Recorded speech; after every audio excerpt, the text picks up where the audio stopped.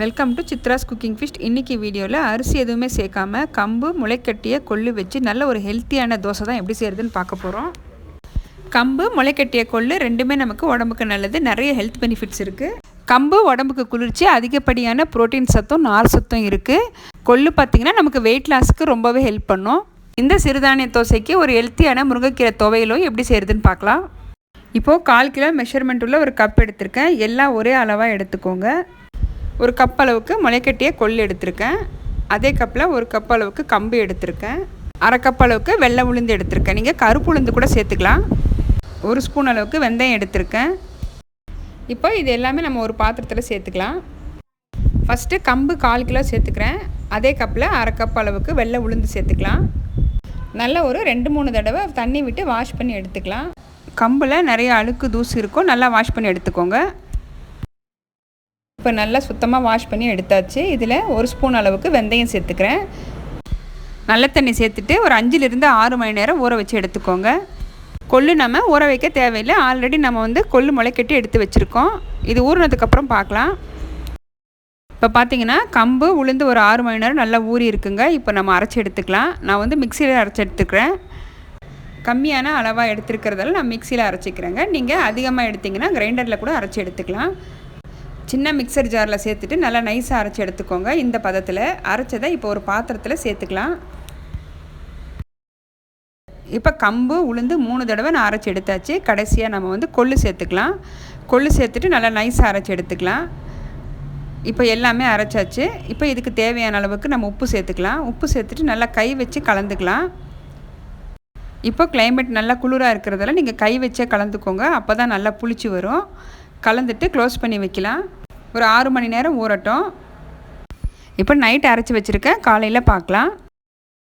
இப்போ மாவு பார்த்திங்கன்னா நல்லா பொங்கி வந்திருக்கு. நல்லா ஒரு தடவை மிக்ஸ் பண்ணிக்கலாங்க.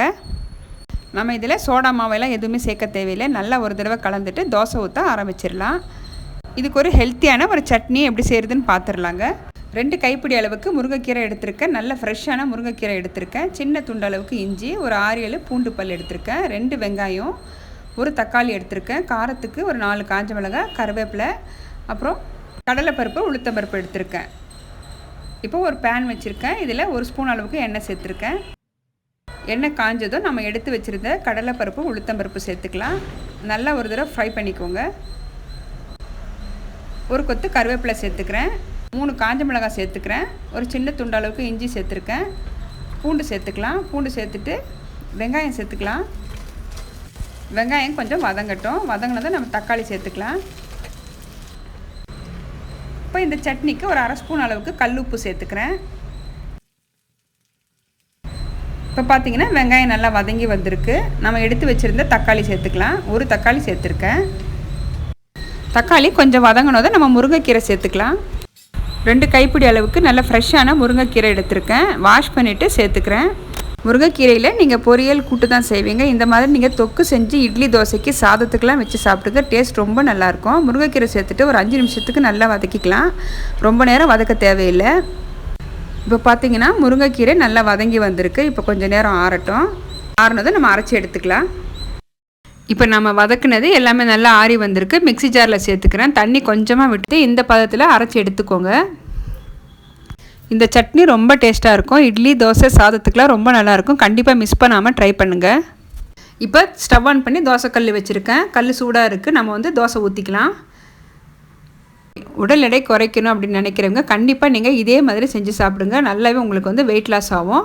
ஏன்னா இதில் நம்ம அரிசி எதுவுமே சேர்க்கல. கம்பு முளைக்கட்டிய கொள்ளு உளுந்து மட்டும் சேர்த்து செஞ்சுருக்கோம். டேஸ்ட்டுமே பார்த்திங்கன்னா ரொம்ப நல்லாயிருக்கும்.